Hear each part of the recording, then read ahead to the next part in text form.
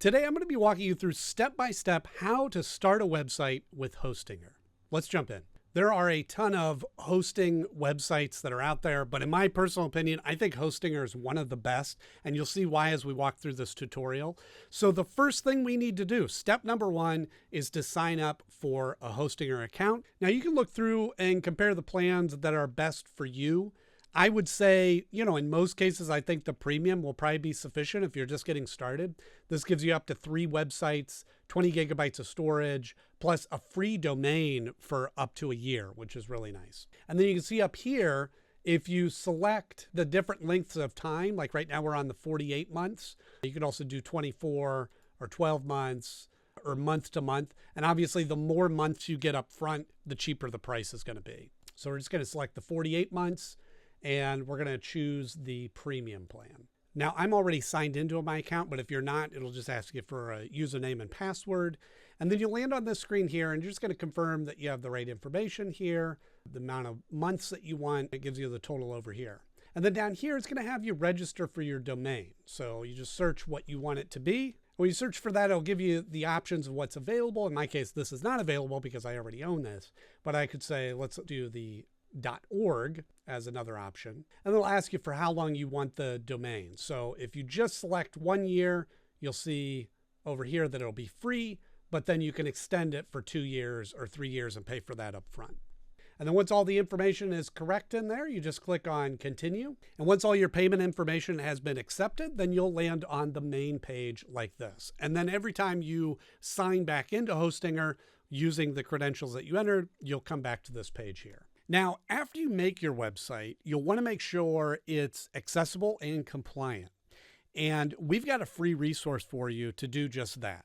It's a website accessibility checklist based on international requirements. And it covers all 3 compliance levels. And it comes as a PDF or a Google Sheet, so you can work through it however works best for you. Plus, it's completely free. So all you have to do is just click the link in the description and it's all yours. So now the next step is to simply build your website. So you'll see over here on the side panel, we'll go to website, and you can say, I already have one down here, but what we're going to do is just go add a website, and it'll give you a couple of different options on how you want to create that website. The one that I would recommend if you're just getting started out is Hostinger Horizons, which is an AI-powered website building tool. You can fully customize it. You can add everything that you need to add on there, but it gives you the backing of AI to do a lot of the heavy lifting for you. You also have options to build it using WordPress or even Hostinger's website building, where it's totally manual, where you just add and create everything in there, and then some other scripting options. But again, for the ease of use, just to get a website up fast and running, I'm going to show you how to use the Hostinger Horizons option. So we'll click on that, and it takes you to this page. Now from here, you have an option to select a template of what you want your website to be, or you can just enter in the box here describing what you want for your website. And this is the option that I usually tend to gravitate towards. Even with experience in building websites, this is still so intuitive and so easy to just get it up and going. And again, fully customizable, but it gives you a great starting point for your website. So I'm just going to add a little prompt in here about how I want the website. And you can add in as much or as little information in here. You even have the option to upload images just so that it knows where it's trying to create this. And so I'm just saying, create a website for my coffee shop that has a comic book and cartoon theme. So we'll click go, and it's thinking here, and it's just going to continue this conversation on. So then it comes up with some other prompts. And this is what I really think is powerful about this version of AI that Hostinger uses. Is you'll find on a lot of other website building tools, you'll enter in a prompt and you'll enter in these requests for a website. And it basically is identifying keywords to try to cater a template to you. It's really just a super powered search engine. This one is more like having a web developer in your office. And it's going to start this conversation to get more information from you to be able to build the website exactly the way you want it. So this says, I'd love to help you create a comic book and cartoon themed website for your coffee shop. Before I start building, I have a couple of quick questions to make sure I nail the design. What's the name of the coffee shop? pretty good information. And then what vibe are you going for? Are you thinking bright, dark, moody, comic, noir, aesthetic, cute, whimsical? Okay, so just got to answer these questions. The name is Cartoon Comics and Coffee. The vibe, bright, colorful comics, but tasteful. All right, and we'll go with that. And again, the more detail you add in here, the better that it's going to know. Confirms what it's saying here. And you can see over here on the side, it is building out this website. And again, you can see it's generating the actual code for the website. This isn't just finding the best template that fits what you're looking for. This is actually constructing this website from the ground up. And then after a few minutes, it has built the website. And now we can scroll through this and kind of preview what everything looks like. We have our menu here. We have some of our origin story, get in touch, address, phone number, email, all our social media. Let's go to the menu portion. All of these work. So this is looking pretty good. Now we can also go over here and preview what it looks like on the mobile device. So we can scroll through here. We have this. Everything's kind of in line that way. And we can go back to the desktop view. So now where I think a lot of other web builders take you is to this point, and then if you want to edit it, you have to manually go in and change the font or change the colors and do that sort of thing. But with this, you can just continue the conversation to talk in real language to be able to help make changes. So let's say I don't like all the orange. I want more blue and gray. I'm a Batman fan, so blue and gray. So I'm going to suggest that here, okay? So I want to see colors more blue and gray and less orange. Click go. Now you'll see this tip pop up, but I will give it to you as well, is that I think it works best when you just give it one change at a time. Sometimes if you give it too many changes or too many suggestions, some changes may get lost or some changes may be in conflict of each other.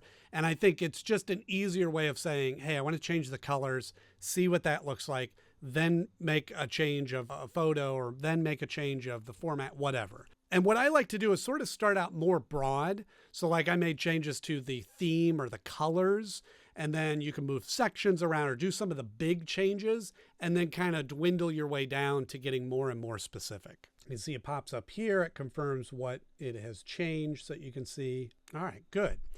Now the other option you have is you can continue to type and make changes that way, or you have an option to upload images, either as reference or to actually be inserted into the website. So we'll click on this, and I'm just going to go back here. We're going to get some elements here. So add this, and then we'll tell it what to do. And you click OK. I want to add that logo to the main page and let it do its work. And there you go. Now we have our logo up here at the top.